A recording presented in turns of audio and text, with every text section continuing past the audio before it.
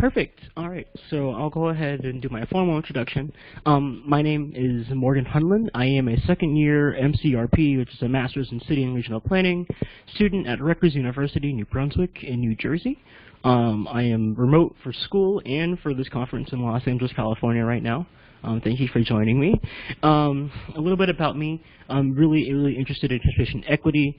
I've done a lot of LGBT community work on my own, and not necessarily like professionally, but I'm trying to integrate that more into my life. And something I've been thinking about a lot is, how these two sides intersect, how LGBT plus people use transportation, and how transportation has affected us, the community, over the years.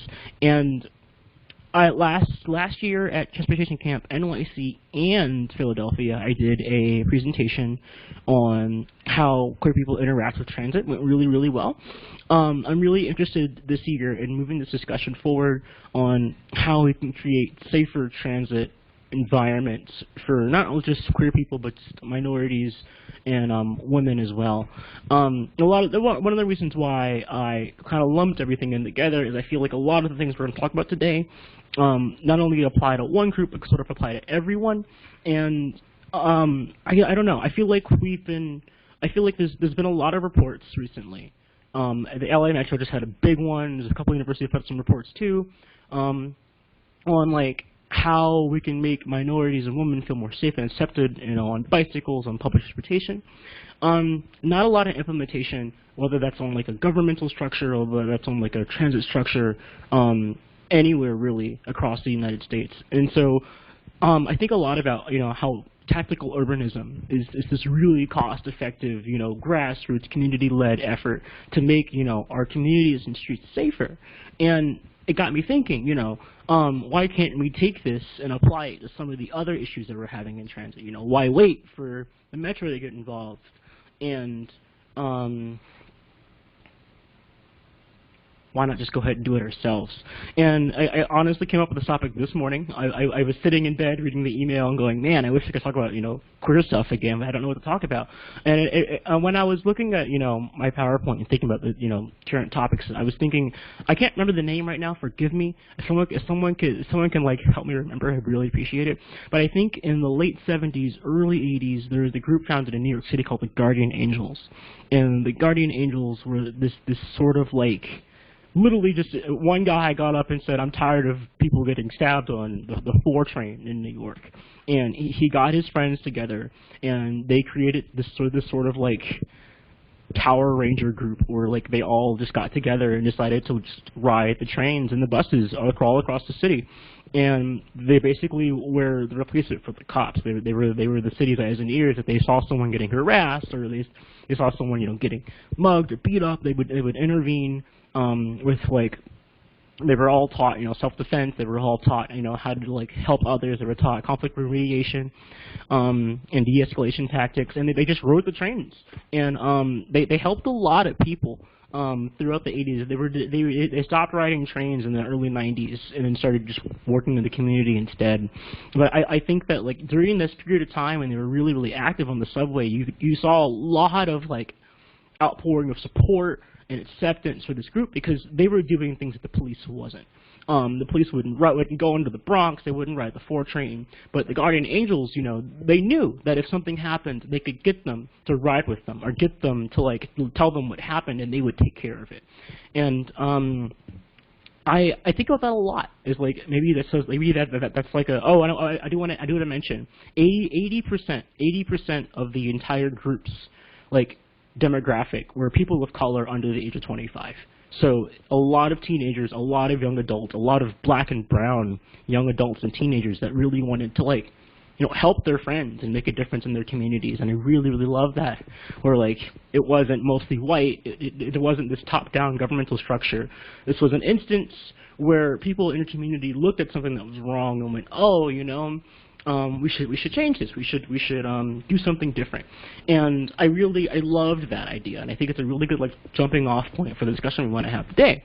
And like I said, at any point, feel free to like go through it and like talk about what your interest is. I think there's only 16 of us. I think we should go through into introductions, maybe just like name, pronoun, who you're associated with, and what your interest when it comes to transit and safety is, if you feel like talking about it. Just try to keep it really short, maybe 30 seconds long. I just came from Miles' fantastic presentation. We had 40 minutes of introductions, and I love it, but we don't have that much time. But I would really, really love to hear like what your concerns are, and as you go through, if you have any ideas. Well, but instead of saying them in your introduction, hold them until the end so we can all talk about it together. So definitely, as we go through now, see if your name, pronouns, and then your association, like who you with, and who you work for, and whatever your interest is when it comes to transit and safety. Cool. I'm gonna read the list down. Let me know if everyone's list is the same. If it's not, I'm gonna have us go into Q&A mode instead. Do y'all see in this order Corey, Bakari, me, Sid, Thomas, William, Felix? Does everyone have that order of attendees? Yeah. Well, I okay, do. Perfect. You do? Yeah. Does anybody else have? Does everybody else have that order as well? Yes. I have it in that order. Perfect. So, Corey, you don't have to introduce yourself as a volunteer. But if you want to participate, you can. I'll leave it up to you. Yeah, I can go. Hi, everyone. I'm Corey Weifels, she, her pronouns. I work for WSP as a bridge engineer, and I am queer, so I have definitely certain fears associated with like showing affection and things in public. So it's always in the back of my mind. But yeah, all right. Cool. Bakari? Bakari, he, him pronouns. I'm co-founder of Martyr Army in Atlanta, Georgia, also queer. I started Martyr Army back in 2014 with my business partner of mine, Lyle Harris, who worked at Martyr. And we started it as a tactical urbanist group to kind of focus on these issues that Martyr did have and try to find ways to help them while they go and get the big capital operational projects. Thank you. Sid? Hi, I'm Sid Chan, he, him. I work for VHB in Newark, New Jersey. And I'm glad that this session is being proposed because Newark has a large population, you know, is well known for having a large population of black people who rely on transit. Cool, thank you. Thomas? Hi, I'm Thomas Hillman, he, him. I work at Tool Design, mostly on bike ped issues, but we have sort of emerging transit practice, which is sort of becoming more and more of our work. I ride transit, ride the bus here in DC, and yeah, it's a big issue, and here to learn. Thank you. William? Hi everyone, my name is William Wong. I live in Jersey City. I work in New York City. I work for the Port Authority of New York and New Jersey, specifically for our PATH transit system, which is a rail line. And so my area of interest is, of course, safety, as many people have witnessed. A lot of anti-Asian American sentiments and attacks have happened a lot in public due to the COVID-19 pandemic. And so I'm really interested in, like, how can we, find solutions to, prevent such instances from happening? And so I'm really interested in like technology innovations and looking at innovations being done perhaps in other countries that have been successful in, stopping attacks, but also like identification of perpetrators and then bringing them to justice. I would love to hear about your ideas or anything you found later. That sounds really interesting. Thank you. Yeah. Felix?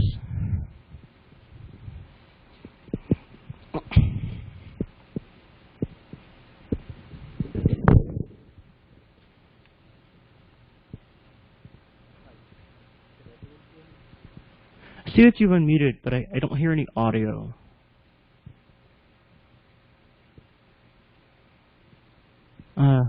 Corey, do you hear any audio from Felix?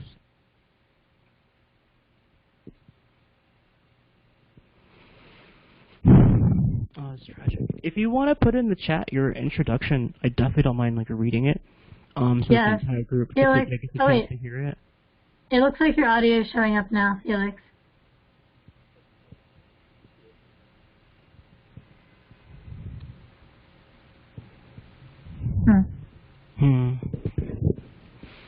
Yeah, maybe type it into the chat. Yeah, go ahead and type it in the chat. In the interest of time, I'm going to keep going on, but if you put it in, oh, perfect. No, it's totally okay. Technical issues happen every day. While you're typing it, let's go ahead and get Izzy. Hi, my name is Izzy. I am a grad student at Georgetown in Urban and Regional Planning. I'm currently in Reno, Nevada right now. My pronouns are she and her. I also work at the Massive Data Institute at Georgetown, so I'm really interested in how safety and surveillance kind of have these sort of conflicting. I think that for a lot of people, surveillance is sort of the answer to many safety issues, and for others, problem of safety issues. So I think that's kind of where my interest is in this. Absolutely. One of the reasons I proposed this is because not so much professional circles, but definitely in a lot of no offense to anyone, a lot of numbtot circles. You hear a lot of calls, and a lot of leftist circles in general. You hear a lot of calls to get cops off transit, and I think that this argument comes from a very nuanced and reasoned place. When we talk about having police and ride our trains and buses. From a personal standpoint, and I'm speaking strictly from my own personal experience, I feel like it's sort of a double-edged sword in the sense that whether you have cops on transit and you take the harassment that comes with it, or you don't have cops on transit and you just get harassed by somebody else on the train. And I'm not sure if either option is better than anything else, which is largely why I've been really silent on this issue. And it's also a reason why I'm really interested in looking to these other solutions, because if we can find things that makes this sort of middle ground possible, I'd love to hear about it and work on implementing it whenever I end up at a transit agency in Los Angeles. But yeah, that's a super good idea. Thank you for giving me that brain jog right now. I appreciate it, and I'd love to hear more from you later. This is super cool. Felix did come back in the chat. They said that their name is Felix Lau. They are a master's student at Northeastern University in Boston. They can give a program, but if you get a chance to say hi to Felix when you can. And I think next is Carrie. Hi, I'm Carrie. I use she, her, and I'm a law student in Atlanta, and I'm from NYC, which is where I am now because we moved to virtual learning. I have a more political background than anything else, and I'm really approaching transit from a policy perspective. I know someone just mentioned surveillance. I really worry about discriminatory surveillance, and I'm actually working this summer for an organization that's opposing discriminatory surveillance practices in New York City subway stations, where they've recently introduced Clearview, which has made some press. And I really approach it from sort of that angle, because the subway, I grew up in NYC, riding the subway for me is just what I've always done, riding buses is what I've always done, and I think public transit serves a huge I think there are a lot of purposes to public transit in terms of transportation, but I think public transit also serves almost as wraparound services here. A ton of homeless folks live in subway stations in the winter when it's cold. They ride buses all day because they're safer there. I think public transit has a lot of sort of other meaning to different communities. And I thought this talk sounded really interesting to me because I think it's sort of about that. Thank you so much, Carrie. I'm really excited to talk about this. We're going to get a lot of good stuff out of it. And you're right, surveillance. It feels really weird whenever I see it happening, and I know the New York City police is still insisting on hiring a bunch of more cops to the subway, which isn't necessarily a bad thing, but I think definitely comes with its own set of drawbacks. And I want to talk about it. I really do. Thank you so much, Carrie. Next is Felix.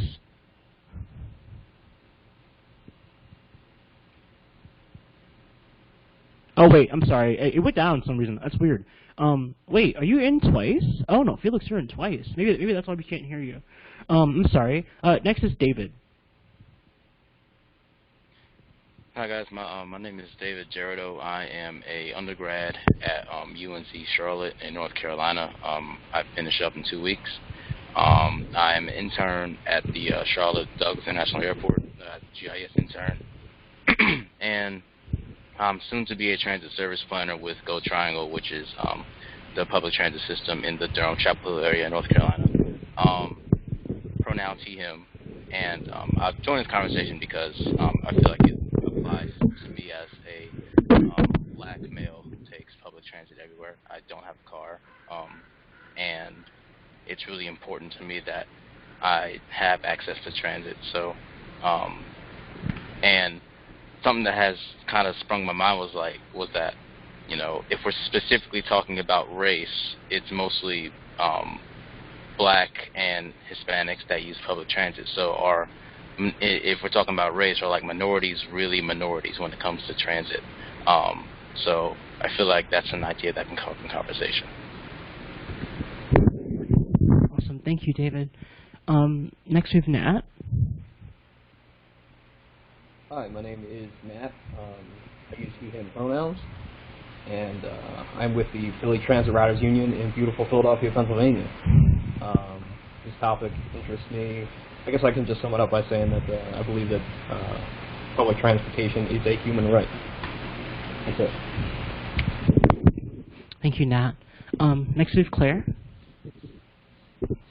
Hi, I'm Claire. I use she, her pronouns, and I am a student in Temple's master's program studying city and regional planning with a concentration in transportation planning, and I'm interested in this topic for a variety of reasons. I've been writing about like how to use transportation as a tool for justice in some of my classes, and this summer I'm going to have an internship, hopefully, at a firm that's writing safety plans for public transit agencies, and so I don't actually know a ton about that. I'm expecting to learn a lot, but I hope that this will help inform me with that work over the summer.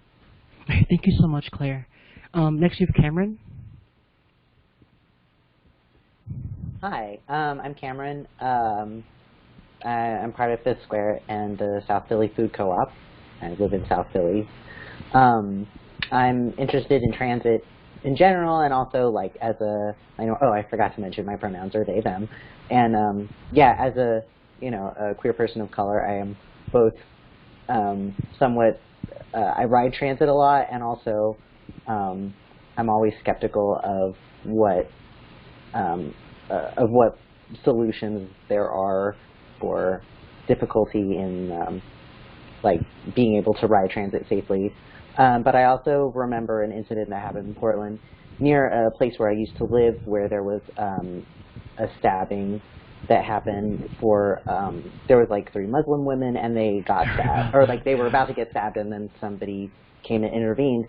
And I still think about that, partially because that was in my old neighborhood, and also that like whatever modern backlash is happening with a particular minority, they're always going to be like assault is going to happen like on transit. And my friends that are also trans are like also kind of skeptical sometimes about using public transit, which is not good. Not at all. A part of the report I did last year, I think it was a study by the MAP, the Movement and Message Project in the U.S. They said 1 in 10 queer people didn't feel safe using transit, and they avoided it like entirely, which is a pretty like astounding number when you consider like how much queer people support transit. I want to keep moving, but thank you so much for sharing, Cameron. Next, it's an email. It's scedpr@aol.com.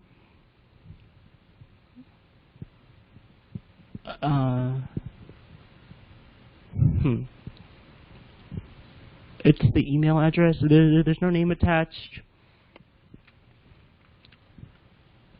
Go ahead. scedpr@aol.com. Going once, going twice. They're probably just away from the computer right now. It's perfectly okay. And last, you have Patty Gibson. Hi. Hi. What am I supposed to do? I came in late. Oh, perfect. So we're just giving an introduction right now. Your name, pronoun, who you're affiliated with, and what interested you in this topic.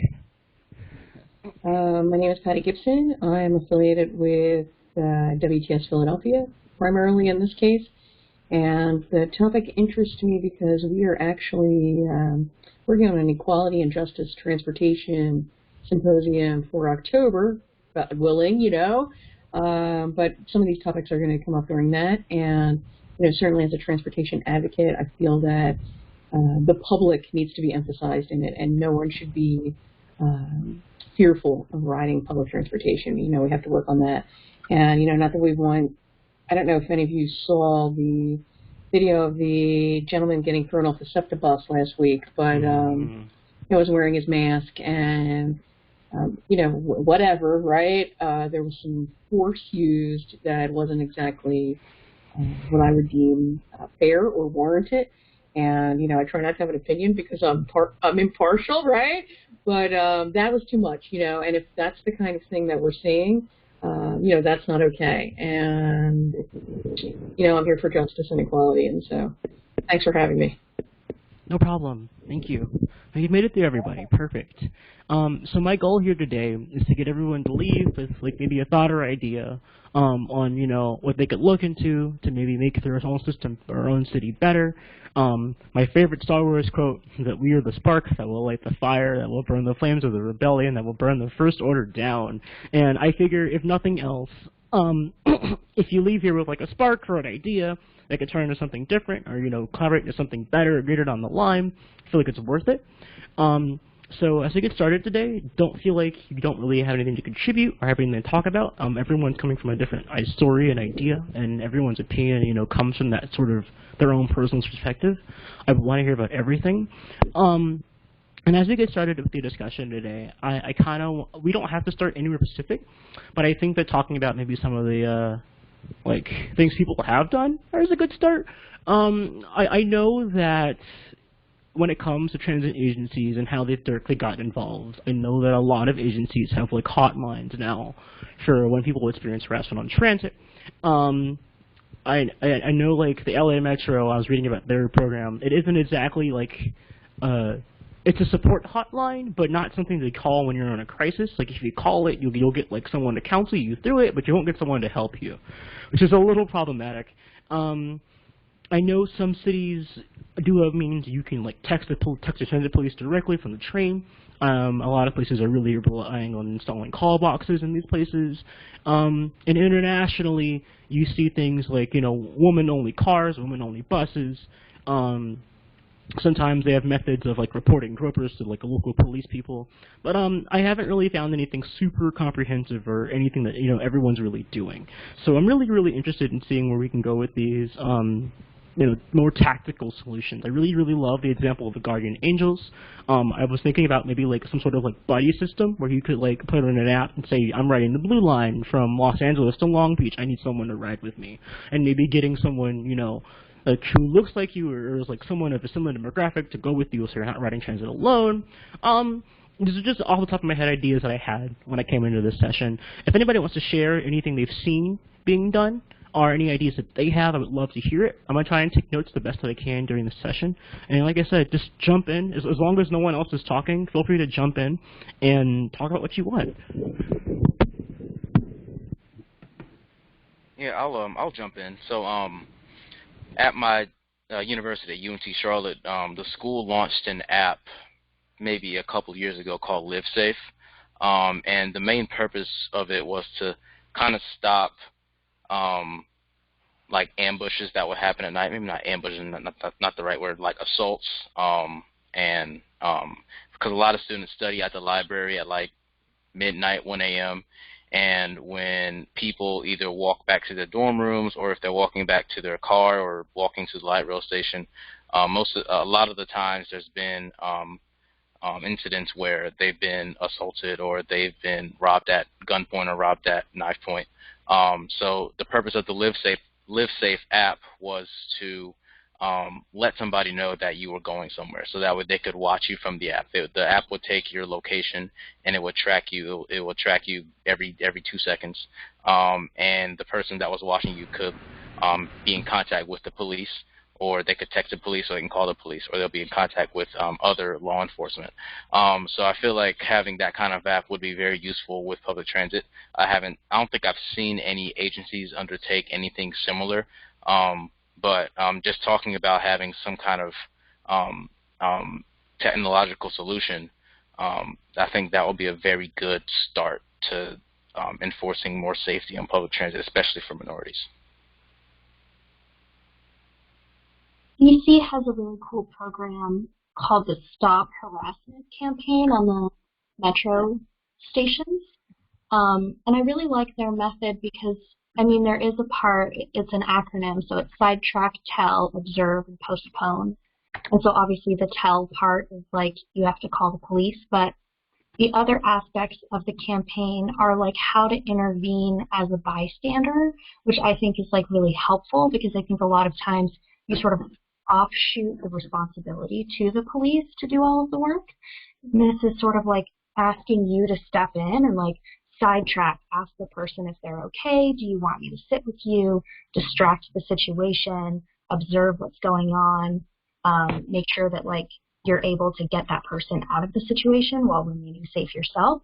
So I think it's like a cool campaign because it really tries to integrate the person who's observing the harassment into solving the problem. I want to jump in on this because a lot of the things we're talking about in terms of what we're doing is putting a lot of the burden on the victims or on people who, are just there. I think a lot more focus is needed on deterrence or prevention of such instances. I was reading an article or something about this one instance, not necessarily transit related, but basically a bunch of college students went on campus and like painted a bunch of swastikas and like hate messages on campus, but they were caught because they were students and they had their phones, and when their phones were on campus, they instantly logged into their school Wi-Fi and it identified them. So in terms of a technological solution, I would be interested in seeing how we can create such ways in which we can have improved identification, and especially if such crimes are committed. And therefore, we're able to create an actual deterrence, because if you're coming onto a system committing a hate crime or attacking an individual because of their race, ethnicity, gender identity, or sexual orientation, then we need to strongly indicate that you will be identified and that this will lead to consequences. And that this also may, as some people pointed out, I think there's a lot of human fallacy, a lot of human error that can be involved, and that's a lot of concerns with police officers. If we're able to input a technological solution to it, that doesn't necessarily mean an increased presence in police officers, but increased information from these locations, I think that will also ease a lot of the concerns from harassment on the side of the police, especially if we do have that increased information. So that is actually sort of the entire point of the lawsuit I'm working on with an organization this summer, which is this idea that you want facial recognition in subway systems because it creates that technological solution. The dilemma, at least with facial recognition technology, and in fairness, you are suggesting a technological solution, not just facial recognition. So I do not mean to ascribe to you that particular point. Is that the technology just isn't there yet. What the process with these things is that they pull the facial recognition, they put it through they run through the system, the names come up, and the system always churns out 250 names, even if it's wrong, even if they're not very close.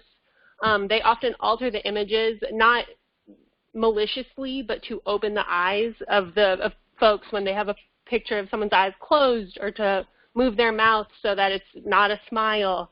But of course that makes it harder to recognize. And also the technology isn't there in regards to basically anyone who's not a middle-aged white man is the fact of it. There's deviations on race, on gender, on age. It's very wrong very often. Yeah. And that's sort of the problem with facial recognition. I would worry from a privacy standpoint, even about sort of like, I don't know, like a Link NYC system, which is sort of what you're referring to, not what you're referring to, but would be the allegorical version for the New York City subway system, just from a privacy perspective. But I also understand that we have a lot of competing goals here, and of course, catching the people who commit discriminatory acts and offensive acts is very important. Yeah, It's a great point. I used to work for the policing project at NYU Law School, so that deals a lot with police accountability. So I'm familiar with the debate on facial recognition, and so my stance on that is that I think the problem with facial recognition right now is it's not developed. But we could have also said that about technology, about cars weren't as developed. We should keep them off the roads until they're more developed. But they can only become more developed as we put more research into them, and of course get more data. And so a lot of that obviously is we have a lot bigger population of white males, and so the data inputted and allows them to have increased accuracy over time, whereas there's less data on African Americans, Asian Americans, Latinos, Hispanics, Americans. And so I think it's about getting more data, and allowing the data will enable us to develop greater accuracy in terms of identification. I see instances where in Asia, they're able to do so because of such an increase in volume that the accuracy rate is exponentially higher than it is here, where the technology isn't as fully developed. And so once I think we do develop that technology, that will enable us to have increased accuracy. In the meanwhile, of course, we do need to, of course, have these safeguards to ensure that people aren't wrongfully accused due to the facial recognition. So it's just one aspect of that identification. The Link NYC is also another aspect of it. Metro New York Omni, the electronic payment system, will also be another key aspect, because we can tap our credit cards on there. We're able to tap our phones on there. So that's going to be another key data point for us to identify individuals and allow us to increase safety on our trains. So I think it's a myriad of these technology tools that, of course, concerns with privacy, but addressing these safeguards and putting safeguards and developing these technologies that will provide a holistic, I think, safety measure which will ultimately deter and prevent crime in the first place. Sorry, you go ahead. Oh, okay. I think there is sort of another issue here, which is that, there's a few here. So even if the technological solution was there, we're assuming that whoever is handling these kind of cases cares and is interested in detaining and following up. So in my day job, I do actually have a lot of, I wouldn't say communication is the right word, but interaction with the police, and they tend to not care. Even in my private life, when I've had to deal with the police, they don't care. I don't know if that's just Philly, but either they're more interested in harassing you, or they don't want to deal with you. And I think that both of these things are dangerous. I think it's also, with facial recognition software, there is probably a chance of victim blaming here too. Like, oh, well, why were you there? And I know that, I'm sure that there are cases where victim blaming is gonna happen, like in a more, it's like part of some investigation if they were to prosecute something like that. And I think there's sort of the other side of all of this, which is I think that there's sort of a behavioral problem that I don't think that technology can necessarily fix, which is that people, for whatever reason, just need to have this need to just lash out at others for their differences. That's that's the origin of a lot of these things. I don't really have any answers to that. It's just that there's like, there's a lot of people who just seem to have bad behavior, and I don't know what to do with that kind of stuff. I guess like the incident that comes to mind like immediately for me was like when I was on the train in Japan, and like this guy was pretending to be asleep like on top of like a girl, and I was like trying to de-escalate the situation, but but I know that's like he just felt like he owned that space. And I think when you get those kind of dynamics where people just feel entitled to in a negative way, I don't know, I feel like I could probably go on and on with something like that. Yeah, I feel like I attended a really interesting conference at Georgetown Law School that's about police surveillance and labor movements that was really eye-opening about how even if you have technology that works and works really well, if you don't have a good grasp of what like the holistic qualitative aspects of the problem are, you often end up creating new problems, or like you said, you have this disproportionate impact where like maybe you have surveillance to try and prevent harassment, but it ends up being that people who are responsible for making you accountable for that harassment only really care if you happen to be like a white woman being harassed by a black man, for example. They don't really care if you happen to be a Muslim woman or a black woman. And so you have this disproportionate impact even if the technology is like facially equal.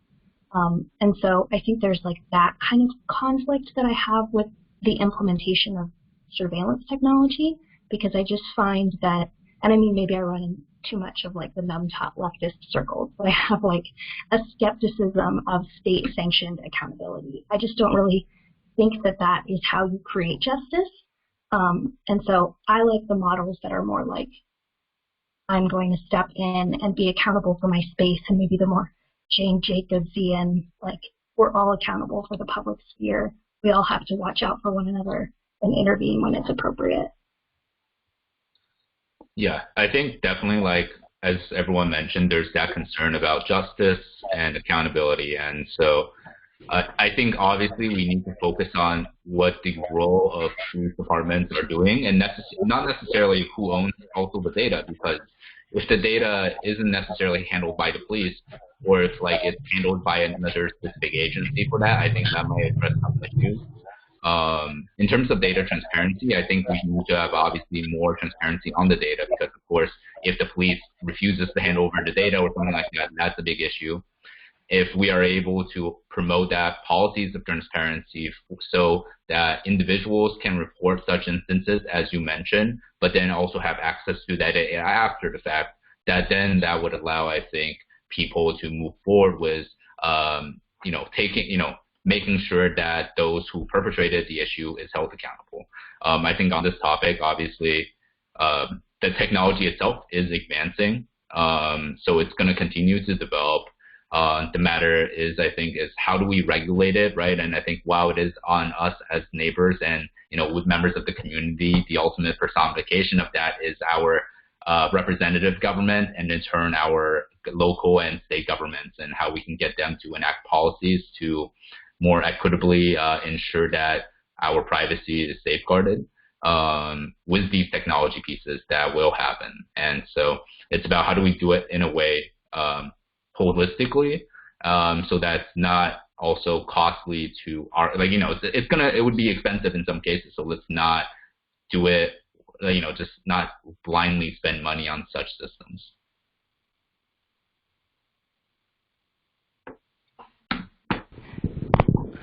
I think one of the reasons why I liked the idea of the guardian angels so much is that it represented this sort of community justice.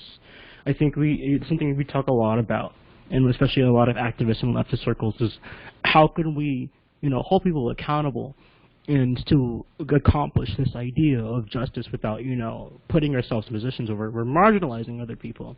And I kind of love that this coalition of just, minority teenagers in the 80s just decided to ride trains and help people out and put a stop to stuff that was happening. And I think it's a really, really simple way of going about of solving what a really complex problem is. And I think that as the technology comes in, and definitely as a lot of this tracking and surveillance software gets better, we're going to see a lot more of an effort by transit agencies to implement this kind of safety mechanisms. I'm very interested in that, and I'm also really interested in the things that we could be doing today and try and make things better for people that are riding today.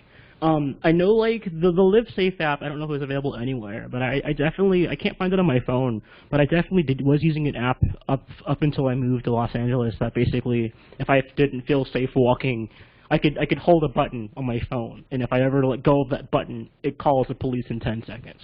And I know that if you use Citymapper, the Citymapper it's like a transit routing app like Transit or Google Maps. You can send your trip details to a friend, so like a friend would know exactly where you're going and traveling as long as you have that route up on your phone. And it's not exactly interactive, but it's a good way of like letting someone know where you are. I know with Google and Facebook you can share your location live for like 60 minutes. Whenever you choose, you can just go on and say, I'm here right now. You can pass it to a friend. They'll always know where you are, at least where your phone is. And none of them are really perfect. None of them really solve the issue of, keeping people safe in the moment. But I think that, short of like having like a guardian angel style like system on like a subway, or like what you see in like maybe BART, where they have rider ambassadors riding the trains all day. I don't think we're really going to get that kind of safety unless someone is actively willing to step into these sort of situations and help people. And not until we see like a change in the culture, which is sort of sad. But it's also another reason why I'm interested in seeing like where we can go with this, because a lot of people have a lot of concerns, and I think it's really valid. But I know that like between us, there's a lot of good ideas that we can really implement. We have 2 minutes left, so if anybody has anything else that they want to add before we go, I would love to hear it. Otherwise, well, I'll give you all a chance first.